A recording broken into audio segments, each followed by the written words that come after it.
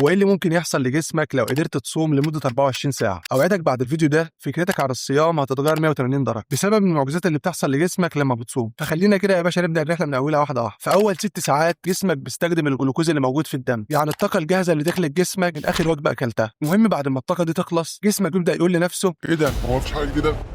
هيبدا ياخد من المخزون اللي عنده، وهنا بقى الكبد يبدا يشتغل ويكسر الجلايكوجين اللي متخزن في هيئه جلوكوز علشان طبعا يحافظ على مستوى السكر في الدم ومخك يشتغل بصوره طبيعيه. والموضوع ده بيفضل شغال لحد ما توصل 12 ساعه تقريبا. بعد 12 ساعه جسمك بيبدا في حرق الدهون. ايوه يا عمنا افرح بقى، الدهون المتخزنه بقى لها شهور هتبدا تتحرق، وبعدها على طول بيحصل عمليه اقل ما يقال عنها انها معجزه. فخد بالك بقى وركز معايا عشان البقين اللي انا هقولهم دول بيتاخد عليهم جائزه نوبل. جسمك بيبدا يدور على الخلايا التالفه والبايظه جواه ويتخلص منها، يعني حرفيا بينظف نفسه من السموم. وفي عالم ياباني خد جائزه نوبل في الطب عشان اكتشف العمليه دي. المهم بعد كده الانسولين بيبدا يقل في الدم والحساسيه بتاعته بتبدا تتحسن، وده مفيد جدا لمرضى السكر من النوع الثاني. يعني الصيام بيحرق لك دهون وبيخلص جسمك من السموم وبيقلل حساسيه الانسولين، وحاجات تانية كتير ممكن نعمل عنها جزء تاني. بس خلي بالك بقى ما تبقاش غبي، كل اللي انا قلته ده هيحصل لو انت صايم صح. يعني ما تروحش تفطر لي على 2 بيتزا، واحده تشيكن رانش وواحده باربيكيو، وتخبط لي 3 لتر بيبسي وخمس اصناف حلويات. انت كده عامل عزومه لنفسك. انت عارف بس لولا ان انا محترم كنت زمان عملت لك حاجه وحشه. فاللي عايزك تفهمه ان الصيام مش حرمان، هو بس اعاده تدوير لجسم، بس لو صمت بشكل صح. بس كده يا معلم، انا محمد خالد ودي خالدونيات، سلام.